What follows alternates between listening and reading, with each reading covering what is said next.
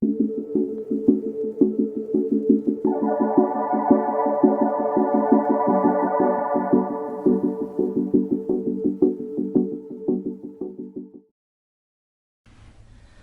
used to work as an economist, so tonight I'll cast an economics eye over some events of current years in a compendium of short stories. Mr. Toastmaster, members and guests, I was at the Royal Showgrounds watching animal trials where animals jump through hoops and make it over show obstacle courses, and I heard that if the Victorian Labor Party won office, they were going to spend $1 billion on training Victorians. And I thought, isn't this a wonderful thing? Spending money on seeing people reach their full potential. Wouldn't you like to see Victorians reach their full potential? I'm looking forward to seeing Victorians on all fours jumping through hoops and making over show jumps, reaching their full potential. Just as an aside, is anyone like myself who's a bit older who can't relate to this current trend of continuously taking selfies? Selfies are self-pictures. The only selfie I've ever had taken was a colonoscopy. I've even found out recently they've got a selfie stick.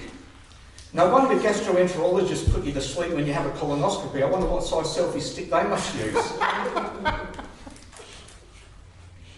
In 2014, my son moved to Auburn in the western suburbs of Sydney. Now, Auburn is the Indian capital of Australia, to the point when you walk through the street, all you can smell is Indian cooking and Indian spices.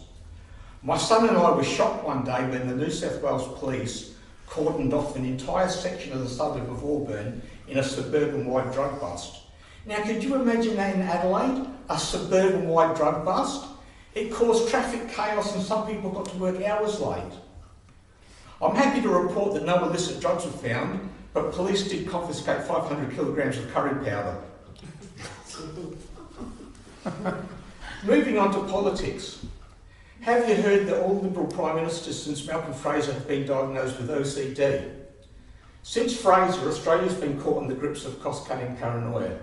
Despite the fact that businesses need consumer demand, which is related to disposable income, the culture is cut jobs, cut income, cut conditions, cut this, cut that, cut.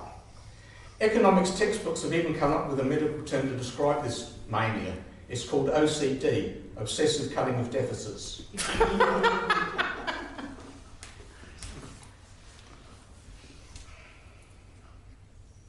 Isn't it obvious that the government overspends? You only have to look as far as NASA. NASA have built a biosphere in Hawaii which can create sustained conditions as Mars. So NASA spends thousands on this biosphere. Then what do they want to do? Can you believe it? They want to spend $20 billion and send people to Mars. How can you justify the expense of an additional rocket? Isn't it simple? If you want to send people to Mars-type conditions, send them to the biosphere in Hawaii. It's much closer. See, the cheap alternative also always seems to elude government mentality. And if astronauts insist on the thrill of potentially being blown up in transit, that's easily solved. Force them to wear t-shirts with anti-Muhammad slogans and send them to Hawaii on Air Arabia. That'll do the trick. Moving on to gambling. Everyone knows the purpose of gambling is to encourage everyone knows the purpose of gambling advertisement is to encourage gambling, which feeds an out-of-control social habit. Gambling is addictive. Vulnerable people are out of control, this is known. So the politically correct thing to do is to encourage gambling, despite the fact that we know that it's often highly irresponsible, and place words at the end of the ad saying gamble responsibly. So the warning is opposite to the type of behaviour you are directly promoting. What next? Have regulations for suicide bombers that they put warnings on their bombs? Remember, blow yourself up responsibly.